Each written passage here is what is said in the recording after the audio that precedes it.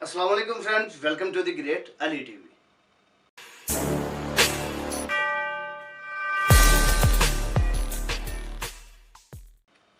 नाजरीन, आप अपने दस्तरखान पर बैठकर अपने लिए तो दुआ करते ही हैं, लेकिन खुदारा अपनी इन दुआओं में पाक फौज को याद करना मत भूलिए, क्योंकि ये वही लोग हैं जो गोलियों से छलनी सीने और ढेरों जख्मों के बावजूद हमारी और आपकी हिफाजत तमाम फिरकों, तासबात और इंसानियत से बालातर होकर करते हैं।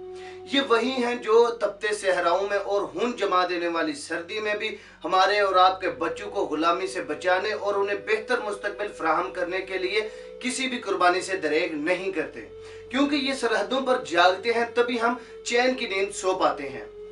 हम इनका एहसान तो नहीं उतार सकते, लेकिन हम इनकी हिफाजत और कामयाबी के लिए अल्लाह के हुजूर सजदा रेज होकर सच्चे दिल से दुआ तो कर ही सकते हैं ना। खुदारा अपने महफूजों के लिए जितनी दुआएं हो सकें वो करें। अल्लाह पाक उनको अपने हिफ्ज़ ईमान में रखे और उन्हें हर मैदान में फतह याब करे। आमीन सुम आमीन।